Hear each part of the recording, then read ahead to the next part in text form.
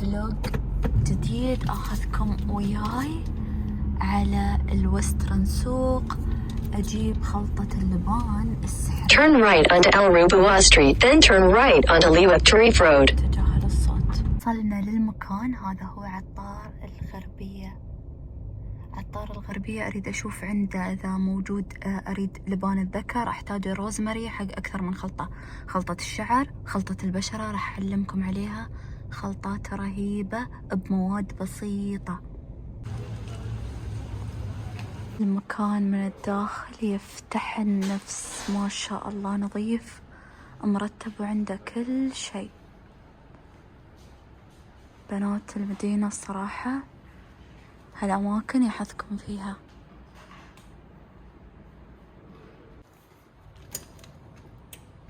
أفضل عطار أنا قد شفته، يعني ما شاء الله، مو بس عطار وعنده أشياء البهارات، لا لا لا لا، شوفوا الأشياء اللي عنده، كمية الماسكات، أنواع صوابين الحمام المغربي والليف، أشياء وسكرابات صدق حلوة.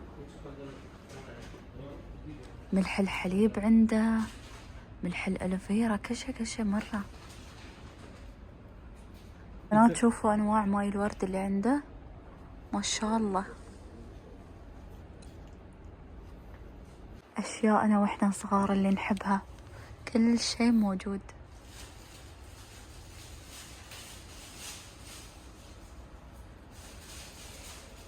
أحس شكو أشياء قديمة موجودة.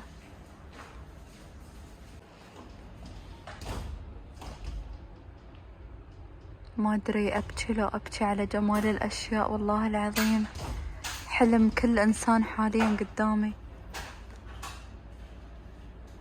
بسكويت أبو الولد عنده، ما شاء الله، فعلا إنه عطار ناجح. طبعا كل شيء موجود.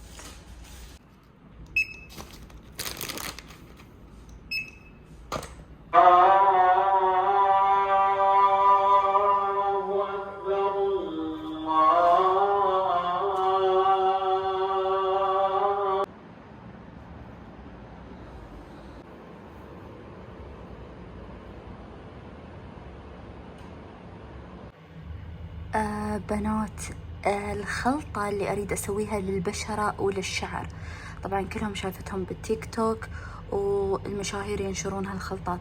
أول خلطة للبشرة تنقعون.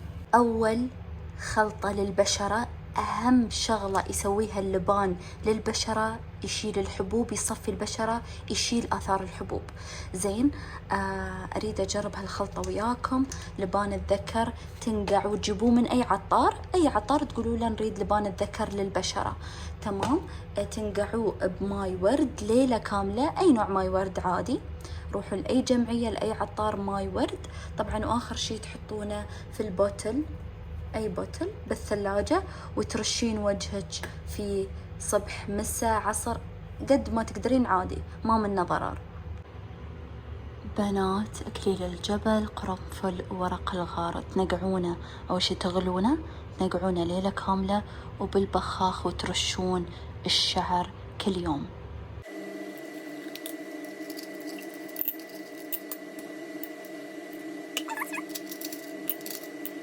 أي نوع ماي ورد، أي نوع ماي ورد تجيبونه، تفتحونه.